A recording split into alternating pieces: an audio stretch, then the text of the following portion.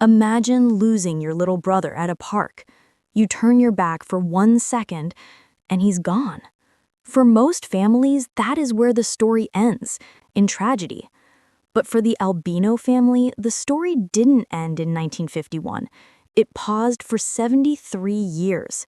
In 2024, a simple online DNA test revealed something impossible. The boy who vanished in broad daylight was still alive. How does a 6-year-old disappear for 7 decades, living a whole other life, only to be found as an old man? This is one of the most incredible reunions in history. Today, we are covering a case that defies all odds. It's a story of a mother's hope, a brother's guilt, and a mystery that took a lifetime to solve. If you love true crime stories with twists you never see coming, please hit that like button and subscribe. It really helps the channel. Now, let's go back to where it all started. The date is February 21st, 1951. We are in West Oakland, California. It's a nice, sunny Wednesday afternoon. The local park on Brush Street is full of energy. Kids are playing tag, climbing monkey bars, and just having fun. Among them are 2 brothers, 6-year-old Luis Albino and his big brother, Roger, 10. The Albino family had just moved here from Puerto Rico about a year ago. They came to America looking for a better life. At home, they only spoke Spanish. The boys were still learning English at school, but on the playground, language didn't matter. They were just 2 happy kids. Luis was small for his age with dark hair and a big, shy smile. He looked up to Roger. And Roger? He was the protector. He always kept an eye on his little brother. The sun was starting to go down, and they knew they had to go home soon for dinner. Their mom, Antonia, didn't like them staying out after dark. They thought, just 5 more minutes. But those 5 minutes would change everything. While the boys played in the sand, a woman walked into the park. She was in her early 30s and wore a bandana covering her hair. She stood there for a moment, just watching them. Then she walked over with a friendly wave. She started talking to them in perfect, smooth Spanish. Now, you have to remember, this was 1951. Stranger danger wasn't really a thing yet. People trusted their neighbors. But Roger, the older brother, felt a little weird. He didn't know this lady. Luis, however, was only 6.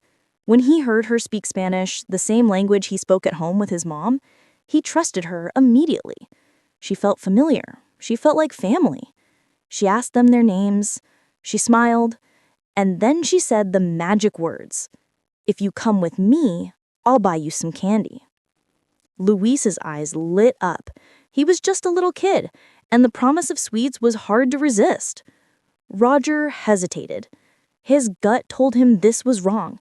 Why is a stranger offering us candy? But before Roger could stop him, the woman gently took Luis's hand. "Come on, mijo. The store is just over there." Luis stood up and followed her.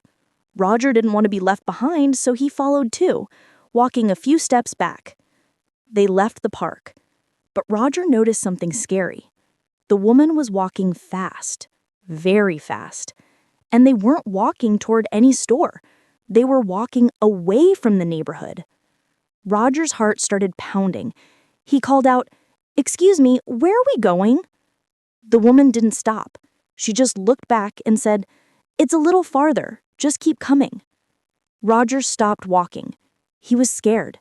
He made a decision that would haunt him for the rest of his life. He yelled, "I'm gonna get Mom." He turned around and ran back home as fast as his legs could carry him. He hoped the woman would get scared and stop. But she didn't. She didn't even look back. She just gripped Luis's hand tighter and turned the corner. Roger burst through the front door of their house, gasping for air. His mother, Antonia, was cleaning. She saw her son's terrified face and knew something was wrong. Roger was crying, mixing Spanish and English, trying to explain, "A lady, the park, candy, she took Luis." Antonia didn't wait. She ran out of the house, still wearing her apron, screaming Luis's name. They ran back to the park, but it was too late. The swings were empty. The sandbox was quiet. Luis was gone. And so was the woman in the bandana. Antonia was frantic. She grabbed strangers on the street, begging in Spanish, "Have you seen my boy?" A teenager on a bench said, "Yeah, I saw a woman leave with a little boy. I thought it was his mom." That was the moment Antonia's world collapsed. Someone had stolen her baby. Roger stood there crying, repeating over and over, "She took him, Mama. I'm sorry. She took him." The street outside the Albino house was suddenly flashing red and blue. 2 police cars had arrived. The officers got out, but right away they hit the first big problem: the language barrier. Antonia, Luis's mother, spoke almost only Spanish. The Oakland Police Department in 1951 didn't have many officers who could speak Spanish. Roger, just 10 years old, had to try his best to translate his mother's frantic pleas. He told the police the whole story again: the woman, the green bandana, the promise of candy, and how she led Luis away. But Roger was scared and crying, and his story sounded wild. The police kept asking him the same questions over and over. Who was she? Did you know her? What exactly did she say? Roger choked back tears and repeated, "She had a green cloth on her head. She spoke Spanish. She said she would buy Luis candy. She was a complete stranger." One of the officers wondered quietly if Roger was making up this strange story. Back then, a stranger kidnapping a child was almost unheard of. They thought maybe Luis had just wandered off. But then another officer looked around the small living room. He saw the family photos, including one of 6-year-old Luis with his gap-toothed smile. This was a real child, now gone. Whether they believed the candy kidnapper story or not, they had to act. Within a few hours, the Oakland police launched a city-wide search. They started at Brush Street Park. Officers crawled through the grass, looking for any dropped toy, any small footprint, or any person who might have seen the woman. They knocked on every door in the neighborhood, asking if anyone had seen a little Puerto Rican boy being led away. Neighbors, alarmed by the commotion, joined in. They grabbed flashlights and started searching nearby alleys and sheds. As the night wore on, Antonia could barely stand. She clutched her rosary beads in one hand and a small photo of Luis in the other. She was stuck between numb shock and sheer terror. Every time she heard a sound outside, she rushed to the door, praying that someone was bringing her son home. But every time, it was just another officer with no news. By midnight, the case was serious. The description of the kidnapper, a Spanish-speaking woman in her 30s with a bandana, was sent out to all local police departments. They had to act fast just in case a dangerous person had taken the child. The next morning, the search got even bigger. Soldiers from a nearby U.S. Army base volunteered. Dozens of military men joined the police and regular people. They scoured a 9-block area around the park, checking every backyard, every shed, and every hiding place. In 1951, there was no 911 system and no Amber Alert to instantly spread the word. Instead, the local radio stations picked up the terrifying story: missing 6-year-old boy in West Oakland, possible abduction by a woman in a green bandana. Tips started to come in. Someone thought they saw a crying boy matching the description at a bus stop. Another person reported hearing a shout near the railroad tracks. Police followed every lead, but they all went nowhere. It was like the woman and Luis had simply vanished into thin air. The police had another grim theory. What if Luis had wandered off and fallen into the San Francisco Bay? The waterfront wasn't too far from the park. To rule this out, the U.S. Coast Guard was called in. For the next day, Coast Guard boats patrolled the bay and its inlets. Divers searched the murky waters around the docks. This was an agonizing thing for Antonia to hear. The thought that the police believed her son might be dead in the bay was too much. She shouted at anyone who would listen, "No, mi hijo está vivo. My son is alive. He was taken." Roger and the other Albino siblings insisted that Luis never wandered off. He was too closely watched. This wasn't a case of a lost child. Something terrible had happened. The Coast Guard search found nothing. No body. This was a temporary relief for Antonia, but it made the mystery even deeper. If he didn't drown in the bay, then where was he? A child doesn't just disappear into thin air. After 48 long, brutal hours, the local newspapers picked up the story. The Oakland Tribune printed an article with a grainy photo of Luis and Roger. The whole community was on edge.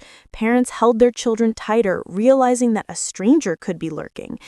Despite the intense search, no solid evidence ever showed up. Detectives kept bringing Roger in. They weren't mean, but they were desperate. They needed every detail the 10-year-old could remember. They pressed him. Did she have a scar? What color was her car? Did you see her shoes? Roger, feeling scared and desperately guilty, just repeated the same simple story.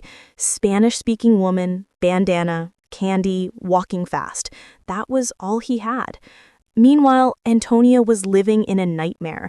She barely ate or slept. She spent every waking moment at the police station or out with search parties.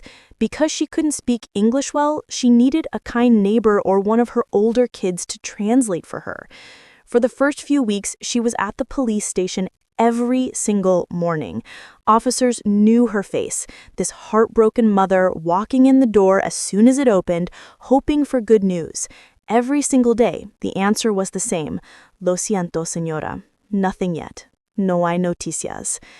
Antonia would go home in tears, only to come back the next day and ask again.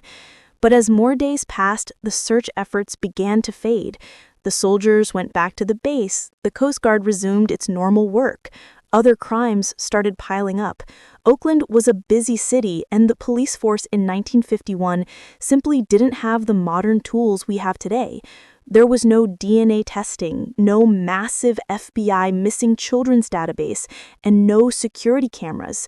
The only piece of evidence was the scared testimony of a little boy. Eventually, without any fresh leads, Luis Albino's case slid into that dreadful category that families hate to hear, a cold case. The missing posters tore and faded away. The woman in the green bandana became a ghost. It was as if Luis Albino had been erased from the world. Luis's disappearance was a nightmare for the Albino family. For the police, it was just a file that went nowhere, frustrating and cold. But for his mother, Antonia, it was a life sentence. Yet through all the darkness, Antonia refused to give up hope. She never believed her son was dead. There was a powerful feeling, a mother's intuition, that told her Luis was alive somewhere. Maybe someone was taking care of him. Maybe he was growing up in a new home, even if it wasn't hers. That thought was the only thing that kept her going. In the beginning, Antonia made a daily pilgrimage to the Oakland police station. Every single morning, she would show up, often holding a small flyer with Luis's picture. She would push it into the hand of any police officer who would look at her. The officers in the Missing Persons Bureau quickly got used to seeing her. Sometimes she would bring one of Luis's older children or a neighbor to help translate her desperate pleas. It must have been heartbreaking to watch. A mother with tired, red eyes, looking at the officers' faces, searching for just one hint of news. And the officers could only shake their heads sadly. Most people would have given up after a year, but Antonia was different. As time went on, she couldn't keep up the daily visits. She had other children and a life to run. So she changed her routine. She started visiting the police station once a week. Every single week, she would walk in and ask, "Noticias de mi hijo? Any news of my son?" And every week, she got the same gentle, regretful headshake. To their credit, the Oakland police didn't completely forget. Occasionally, a new detective would be assigned to look over the old files. Sometimes, a missing child from another state who matched Luis's description would turn up, and they would investigate. But it always ended in disappointment. Every year, around the anniversary of the day Luis vanished, a small note might appear in the local newspaper just to remind people, But with no new information, public interest faded fast. The 1950s became the 1960s, and the world changed quickly around the Albino family. The older children grew up, started their own lives, and began having families. Roger, the protective big brother who saw the abduction, carried a heavy weight of guilt and trauma. In quiet moments, he constantly replayed that terrible day. What if I hadn't let go? What if I had screamed louder?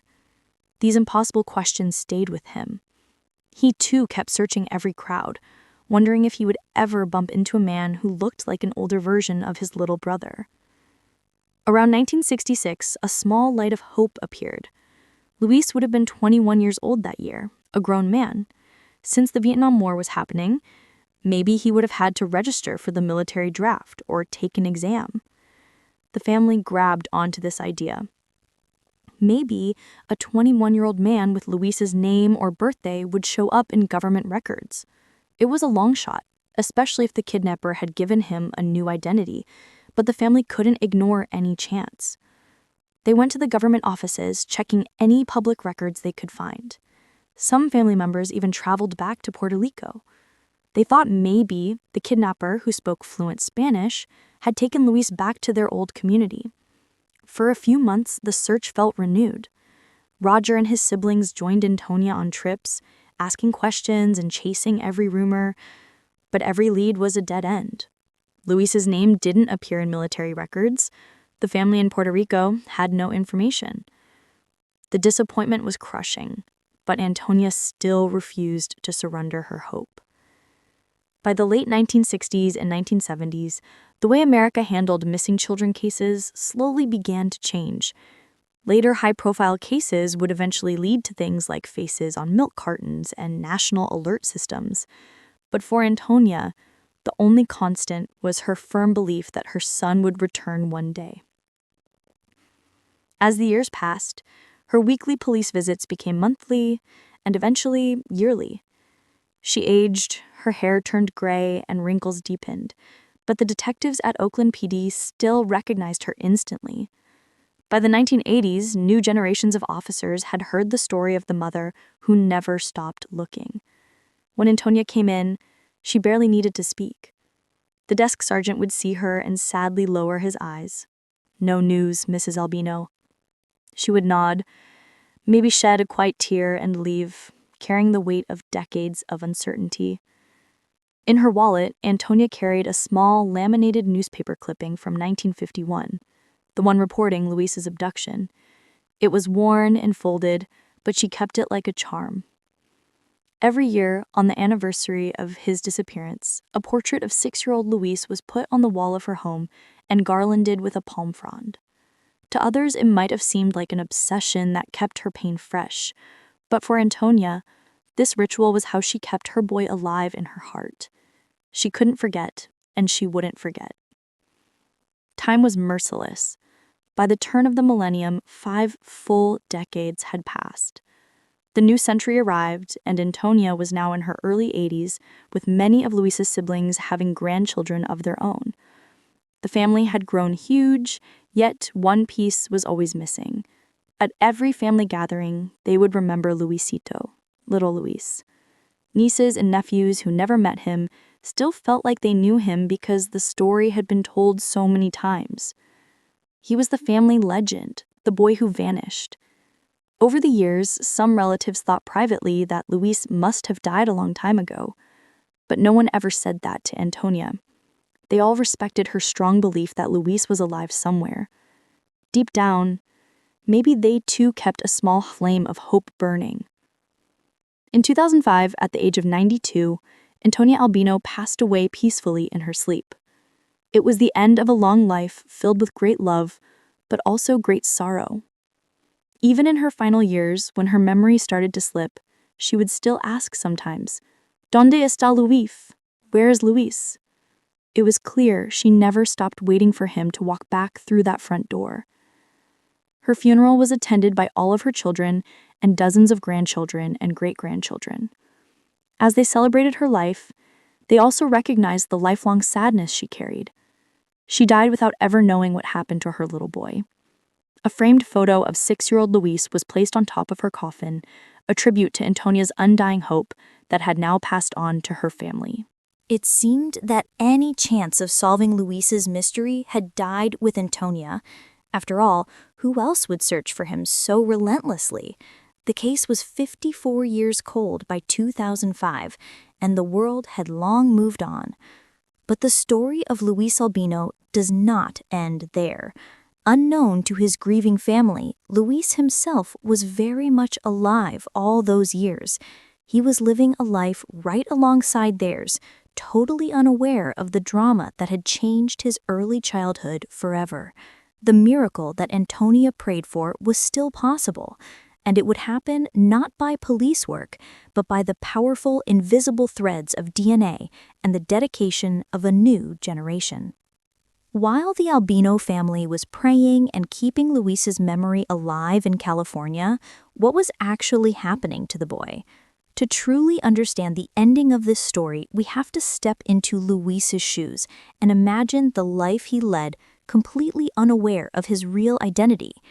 Think about 6-year-old Luis on that day in 1951, being pulled away by the strange woman after his brother ran home.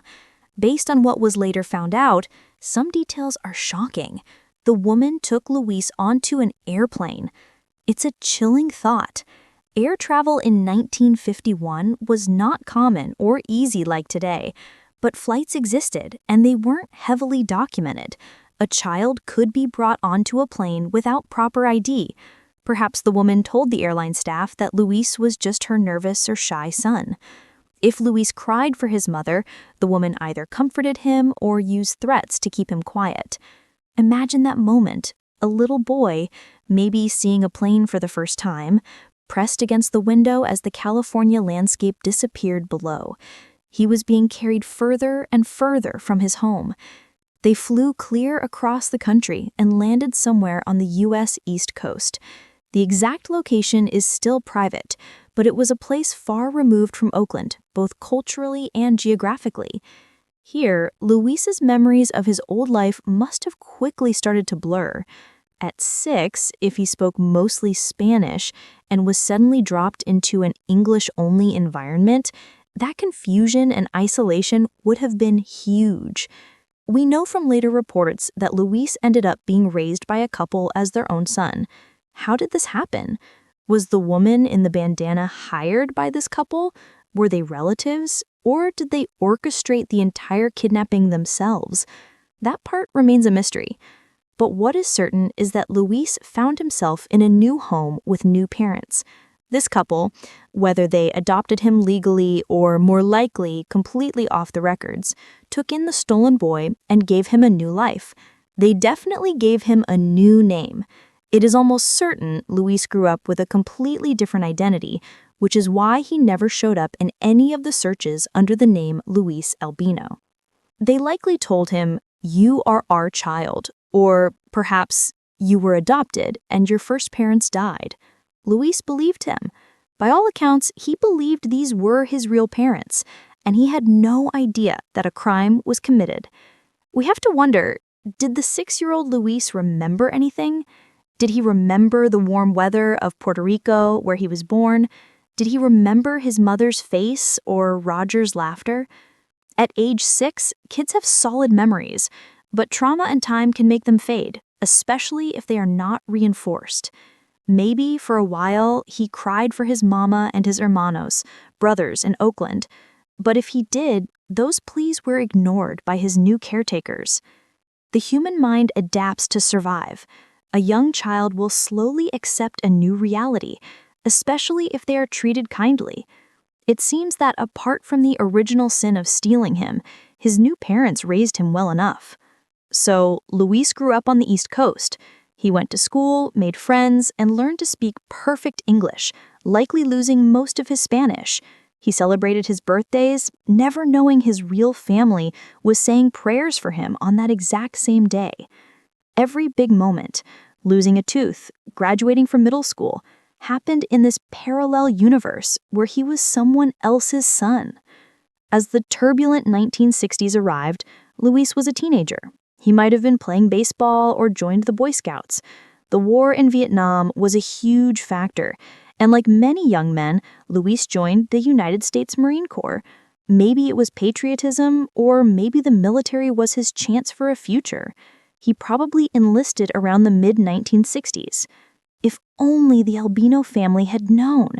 They were checking military records, looking for the name Luis Albino. But the man serving in the Marines wasn't Luis Albino. He was whoever his new identity said he was. It's one of those heartbreaking ironies of fate. They suspected he might join the military, and he did, even serving 2 tours in Vietnam as a Marine. All this time, they had no idea, and neither did he, that he was fighting half a world away from a family who still longed to find him. We can imagine that during these years, his adoptive parents might have finally told him he was adopted. Perhaps right before he left for the Marines, they shared, "You aren't our biological son, we took you in as a child." If so, he might have felt curious about his real origins, but if they lied about how they got him, they would have made up a story that his birth parents died or couldn't care for him. That story would have closed the door on him ever searching. And if they never told him anything, he would have continued believing he was born to them, giving him no reason to dig into his past. After serving bravely in Vietnam twice, Luis returned to the States as a veteran. He built a good life for himself. He became a firefighter, a career that shows courage and service. This was a man who ran toward danger to help others, completely unaware that once danger had come for him in the form of a stranger in a park. By the 1970s and 1980s, Luis was settling down. He got married and started his own family. Children were born, making him a father and eventually a grandfather. These children and grandchildren grew up loving a kind, brave man who they knew simply as their dad or grandpa. They were totally unaware of the extraordinary twist of fate in his background. From the outside, Luis's life looked entirely ordinary, even great. A military veteran, a firefighter, a family man. There was no cloud of mystery around him. He likely never felt the need to contact an adoption agency or search for biological family because he either didn't know he was missing one or he had been told there was no one left to find. Through all these years, he was living happily with a loving family, just not the one he was born into. It's a bittersweet thought. While Antonia was praying daily for her son's well-being across the country, Luis was indeed alive and well. Perhaps he experienced moments of unexplained sadness or a feeling that something was missing without knowing why. Or maybe he felt completely happy, which, in a way, was a blessing. He was spared the pain of knowing he had been kidnapped. By 2020, Luis was about 74 or 75 years old. He was likely retired after decades of firefighting. Perhaps he was enjoying a quiet life, tending a garden or spoiling his grandkids. He was completely unaware that back in California, a large extended family still occasionally whispered his name and wondered what became of him. Luis had lived a full, long life, but the final chapter was about to open, bringing a reckoning of his past that he never saw coming. And it would start with a simple, fun decision made by someone he'd never met, his niece Aletta. The year was 2020. The world was dealing with the pandemic. Many people were isolated at home, and many started looking into hobbies like genealogy, studying family history. Aletta Alcalino, a 63-year-old woman living in the Bay Area, was one of them. Aletta was one of Antonia's granddaughters, the daughter of one of Luis's siblings. All her life, Aletta had heard the haunting family legend of Uncle Luis, who went missing as a little boy. She grew up with that faded newspaper clipping and the powerful stories from her abuela, or grandmother Antonia. Even though Aletta wasn't born when it happened, Luis's disappearance left a scar on the family that passed down through generations. Aletta knew from a young age that her grandmother never stopped searching. Now, with Antonia and most of that older generation gone, Aletta figured the tale of Uncle Luis would forever remain a mystery. At 63, Aletta decided to take an online ancestry DNA test. You know those kits where you mail in a saliva sample and get back details on your family tree and matches with relatives? She wasn't trying to solve a 70-year-old crime with this test. According to her, she did it just for fun. Maybe she wanted to know what countries her ancestors came from, or maybe she hoped to connect with the few distant cousins she didn't know. These DNA tests had become very popular, revealing all sorts of surprises in many families. People were finding unknown siblings, biological parents, or confirming old stories. Aletta had a tiny flicker of hope. What if something about Uncle Luis came up? But after almost 70 years, it felt like a dream. She sent off her saliva sample and waited patiently. When Aletta finally received her DNA results online, she started scrolling through the report. She expected to see a list of ethnic percentages and maybe some distant cousins, but her eyes suddenly went wide. She saw something completely unexpected, a close family match with an unknown man. The website showed that she shared about 22% of her DNA with this person. That percentage is huge. In family tree terms, sharing 25% of DNA usually means a first-degree relative, like a grandparent, grandchild, or a full uncle or aunt. A 22% match was just below that, but definitely in the range for an uncle or a half-uncle. Aletta's heart skipped a beat. Could this be him? Could this be Uncle Luis? She checked the information again. The match was listed as a man who seemed to be around the right age, the age of her parents' generation. She didn't recognize the name or the username.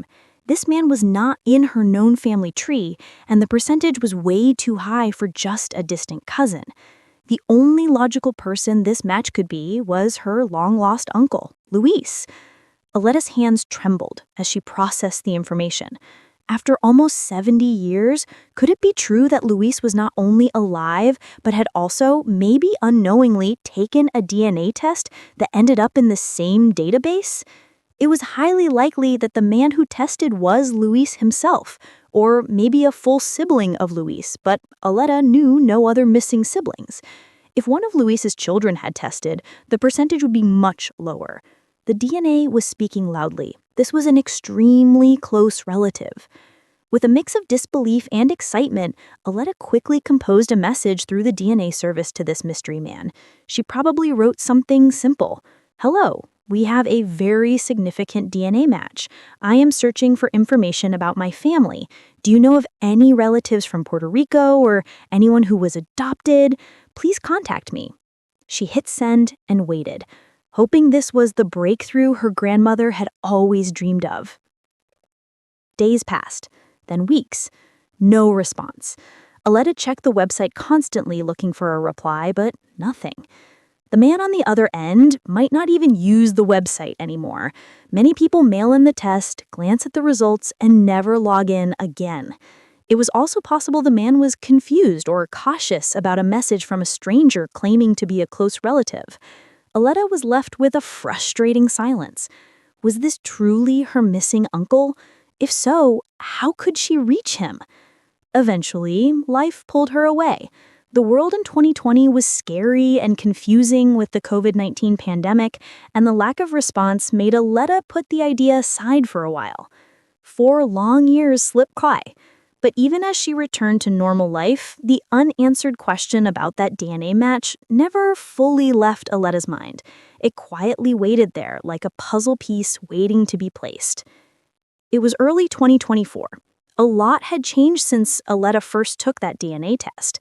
Maybe she had heard more news stories about how genetic genealogy was solving cold cases and reuniting families. One evening, Aletta sat down again, determined to make one more attempt to solve the family mystery that her grandmother died without knowing. She was going to find Uncle Luis. This time, she didn't do it alone. She enlisted help. Her own daughters, Luis's great-nieces, now adults themselves, joined the mission. It became a multi-generational effort. They gathered around a computer, digging for any information they could find on the name attached to that DNA match.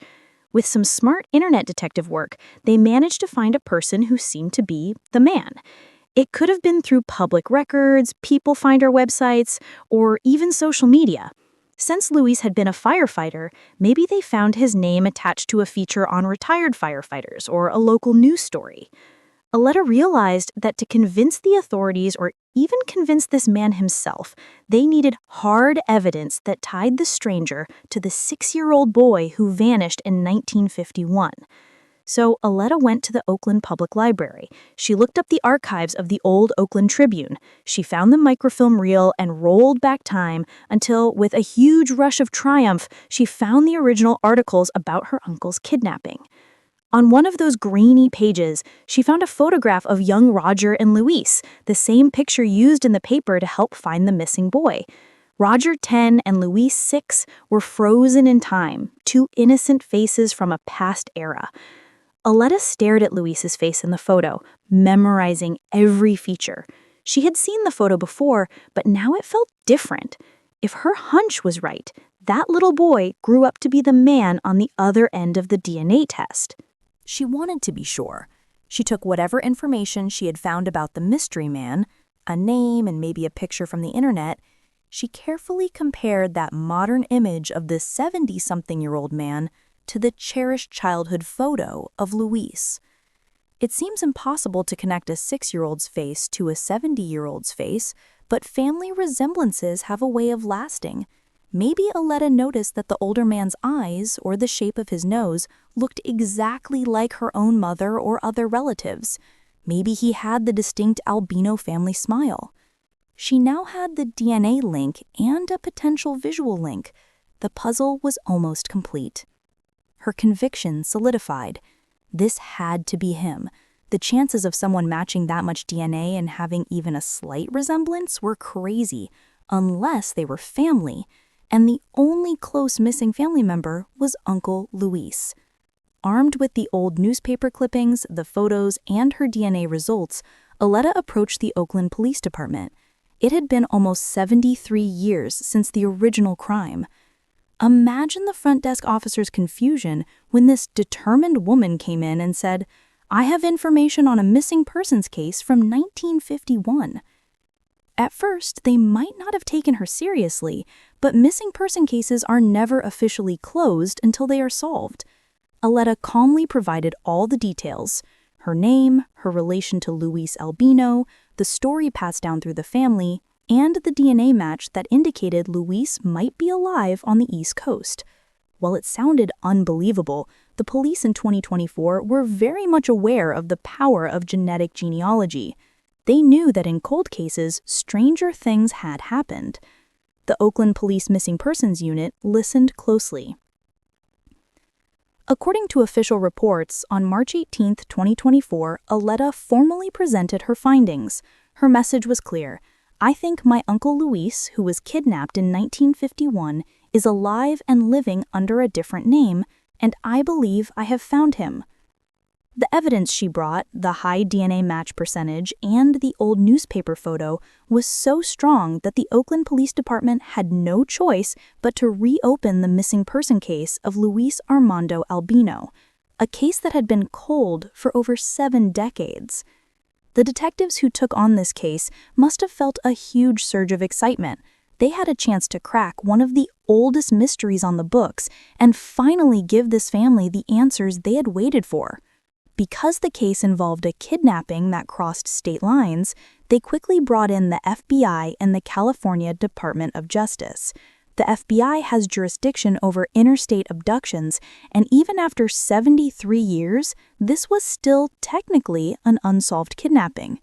Getting these agencies involved meant they had modern resources and expertise.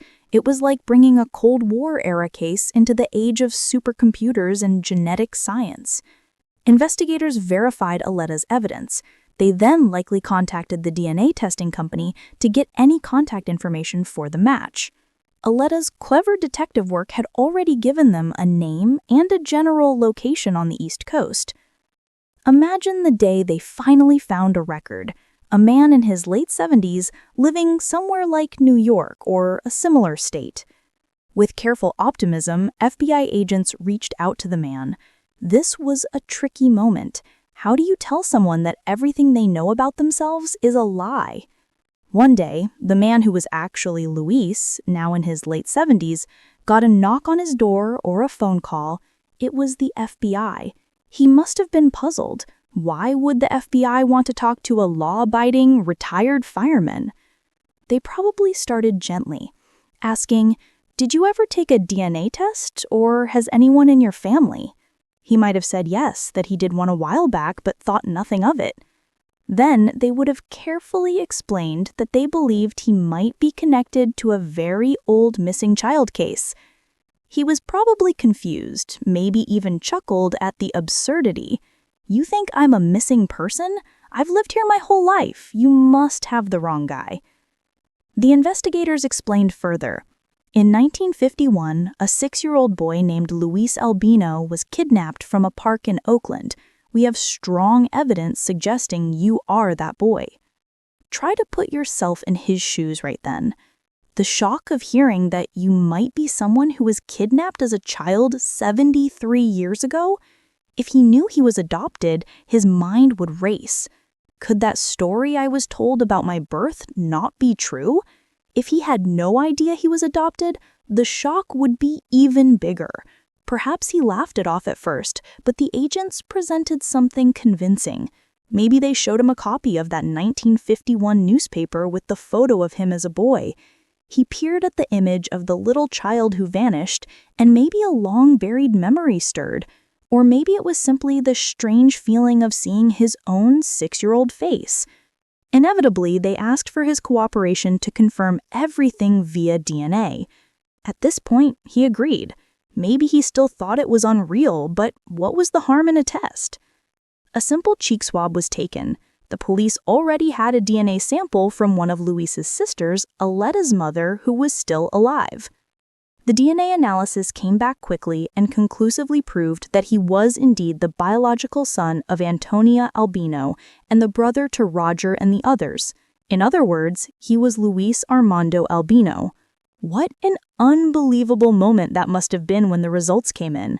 For the investigators, it was a moment of triumph.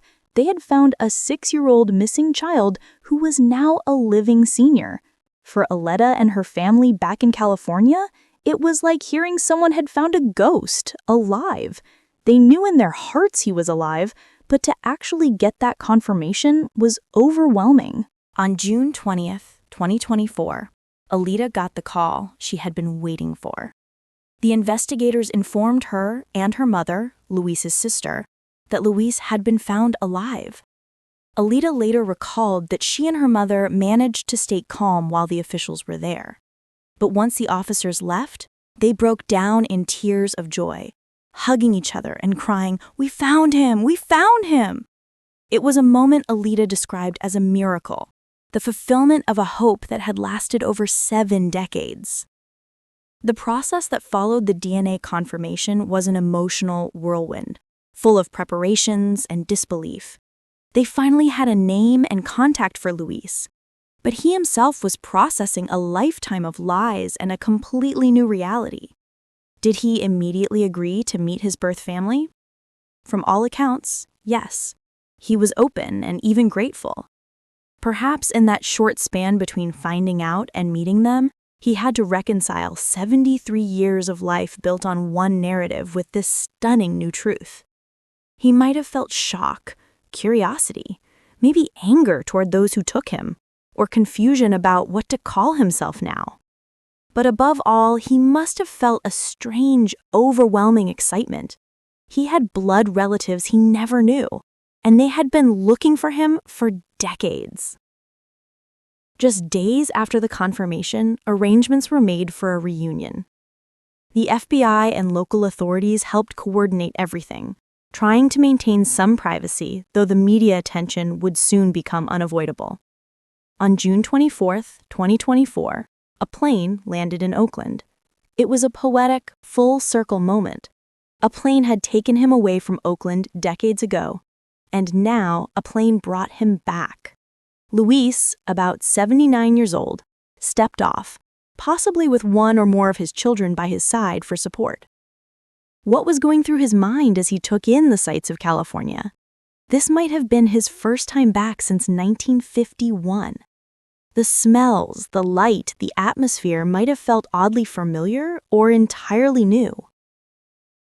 At a private location, perhaps Alita's home, the relatives gathered, buzzing with anticipation and nerves.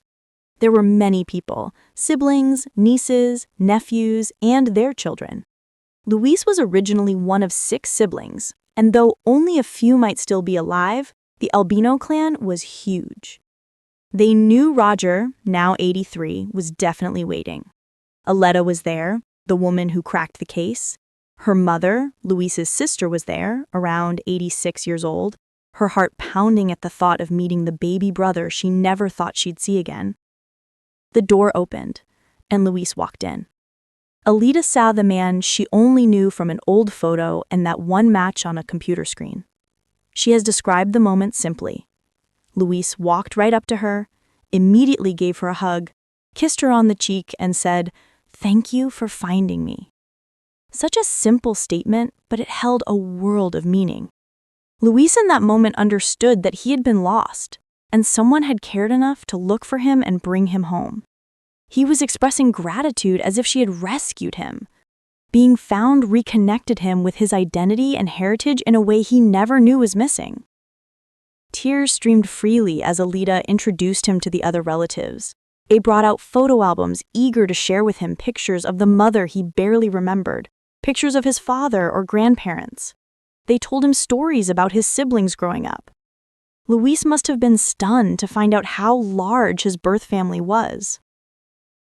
Not long after this initial meeting in Oakland, the next day they traveled to meet Roger, the brother whose quick thinking and courage back in 1951 set this whole saga in motion, and who had carried the burden of that day for so long. Roger was living in Stanislaus County, California, a couple of hours away from Oakland in the Central Valley. It was known that Roger's health was fragile at this time. He would pass away not long after. Alita drove Luis and her mother out to Roger's home. One can imagine the quiet car ride, the emotional tension building. Roger presumably knew his brother was alive now and coming. What would it be like to wait for the brother you lost at age 10 when you're an old man? When they arrived, Alita helped her uncle out of the car. They approached the door. Roger likely came out onto the porch with tentative steps. And there they were, 2 brothers, separated as children, now both old men, face to face. Roger looked into Luis's eyes and perhaps even after all these years, saw the little brother he once chased around the park. Luis saw an elderly gentleman with tears in his eyes and sensed a connection, a familiarity around the eyes or smile that mirrored his own. They closed the distance between them and embraced tightly. Observers described it as a really long, tight hug, the kind where neither wanted to be the first to let go. In that hug, decades of pain and unanswered questions were resolved without a single word. Roger likely whispered or cried out, "Luisito," the childhood nickname, or just repeated, "I can't believe it." They sat down together, arm in arm, and talked for hours. Roger likely shared details of what he remembered about the day that changed everything. They talked about the lives they'd lived. Roger told him about the family, who married, who had children, and how their mother never stopped looking for him. That news must have been deeply emotional for Luis. To hear that his mother loved him so much and believed he was alive until her dying day, Luis likely felt a pang of sadness learning she passed in 2005 and he didn't get to see her, but also comforted that she never gave up on him. They compared notes on military service. It turned out both brothers served their country. They filled each other in on 73 years of life in as much detail as time allowed. For Roger, this reunion was the fulfillment of a lifetime of guilt and sorrow. Any notion he had that he failed his little brother was instantly wiped away. His brother was alive. He survived and he was okay. The relief and joy must have been immense. For Luis, it was a gift he probably didn't even know he wanted or needed. A chance to connect with his origins, to know who he was and where he came from. Many adopted people speak of a sense of completeness when they find their biological family. For Luis, add to that the shock that he hadn't been given up but actually stolen, and that his family had always wanted him. That knowledge can be profoundly healing in its own way, validating that he was loved and missed deeply. Over the following days or weeks, Luis met the numerous nieces, nephews, and their children. There was a big family gathering where an entire clan welcomed him home. They likely shared traditional Puerto Rican foods, perhaps arroz con gandules or other favorites, which Luis might find oddly familiar or entirely new if his adoptive upbringing was different. They showed him family heirlooms and the small stash of memories Antonia had kept. It was a happy chaos of reunion. Luis handled the overwhelming emotions with grace and happiness. He even spent an extended visit in July 2024, staying longer to bond with his rediscovered family in California. Time, however, was not completely on their side. Shortly after this reunion, in August 2024, Roger passed away. Perhaps his health had been fragile, and he held on through sheer will to see his brother again. His passing was bittersweet, undoubtedly deeply sad for Luis and the family. But there is comfort in knowing that Roger's lifelong wish was granted. He got to hug his brother and know that he was safe and sound. When Roger left this world, he did so with peace in his heart instead of the question mark that hung over him for 73 years. As for Luis, he returned to his home on the East Coast after that visit. But now, with open lines to his West Coast kin, he suddenly had an expanded family who wanted to make up for lost time. His life from then on would include both the family he knew, his children and grandchildren, who must have been stunned to learn that their father/grandfather had an entirely different identity in family history, and the family he was born into. The kidnapping of Luis Albino is now a closed missing person case, but the criminal investigation remains open, albeit very cold. The Oakland police and FBI officially consider the kidnapping itself an active case. They have one burning question. Who was the woman in the bandana, and why did she do it? After all this time, that question remains elusive. Luis, having been only 6 and then living a completely different life, doesn't have answers.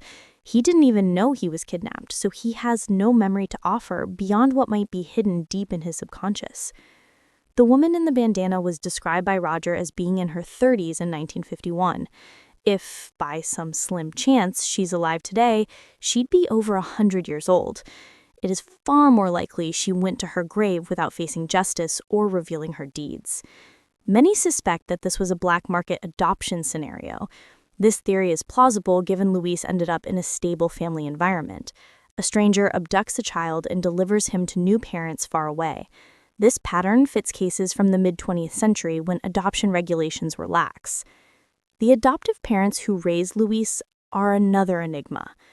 Did they know he was kidnapped? Or were they told, perhaps by the bandana woman, if she was an illegal broker, that the child was abandoned or an orphan in need of a home?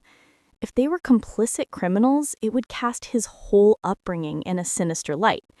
If they were simply victims of a lie, desperate for a child, it's a different story. The truth of the original crime may never be fully uncovered. The core mystery of the kidnapping remains. Who was the woman in the bandana, and were Luis's adoptive parents complicit? If the adoptive parents were unsuspecting and truly thought they had lawfully adopted him, albeit without proper papers, then the sole villain would be the kidnapper. Unfortunately, by the time Luis and law enforcement learned the truth, his adoptive parents had already passed away. Given Luis was almost 80, they would have been very old. There is no opportunity to interrogate them or learn their side of the story. It's haunting to think that somewhere in old Oakland police files, there's a brief description of the suspect, a woman in her 30s wearing a bandana, Spanish-speaking, that was never matched to anyone at the time. The paper trail in 1951 was thin. Plane tickets weren't tracked like they are today, and if she used cash, nothing would stand out. Though the criminal side remains unsolved, the triumph of this story is that the victim was found alive. In the world of missing persons and cold cases, that is a rare and precious outcome. Luis's case stands as one of the longest-running missing child cases where the child was found alive in U.S. history. It is nothing short of astounding. One might ask, how did Luis feel about learning he was kidnapped? It's one thing to meet a new family, but another to grapple with the fact that the people you trusted as your parents had perhaps deceived you, at least by omission. From what has been said publicly, Luis seemed to handle it with grace and gratitude. At nearly 80, he had the maturity to understand that nothing could change the past, and he didn't seem to harbor any publicly known bitterness. If his adoptive parents treated him well, perhaps he can even find it in his heart to forgive them, if they knew, or at least not dwell on that betrayal. He simply compartmentalizes. He has two lives, the one he was given and the one he was reunited with. For his children and grandchildren, learning that dad or grandpa was actually someone else by birth must have been a shock too, but they embraced it, as it meant gaining more family and seeing him happy to know his roots. Aletta, the niece who never gave up, has been rightly hailed as the hero of the family. The Oakland police publicly acknowledged that Aletta's efforts were instrumental. The story teaches us never to lose hope. Antonia didn't live to see the day, but her unwavering hope was vindicated. This case highlights the incredible power of genetic genealogy. Who could have guessed in 1951 that the key to finding Luis would not be a witness or a clue in a file, but rather a few cells swabbed from a cheek and a vast database comparing markers in DNA? This is truly a 21st century solution to a mid-20th century mystery. DNA doesn't forget. It carries the truth of who we are across generations, waiting for someone to read it. As more people enter their DNA into databases, we can expect more such miraculous reunions. The case of Luis Albino remains technically open in terms of finding the perpetrator, but realistically, justice in the legal sense might never be served. Instead, justice has taken a more poetic form. A lost boy was returned to his family, showing that love and tenacity can outlast even the longest silences. In 2024, Oakland police officially closed the missing person aspect of Luis's case. They no longer have to wonder if he is out there. They know he is home. They did keep the kidnapping case active, meaning if any leads about the kidnapper or accomplices ever surface, they would investigate. But every passing day makes that prospect less likely. The story of Luis Albino does not feel incomplete. It has a beginning shrouded in fear, a long middle of unanswered prayers, and an ending filled with warmth, tears, and hugs. An ending Antonia dreamed of, one Roger waited a lifetime for, and one Luis never expected. 73 years is an unfathomably long time to be missing, but as this incredible true story proves, it's never too late for a miracle. Luis Armando Albino's journey home was overdue by a lifetime, but it arrived at last. His story will go down in history as a testament to a family's unwavering hope and the remarkable science that finally reunited them.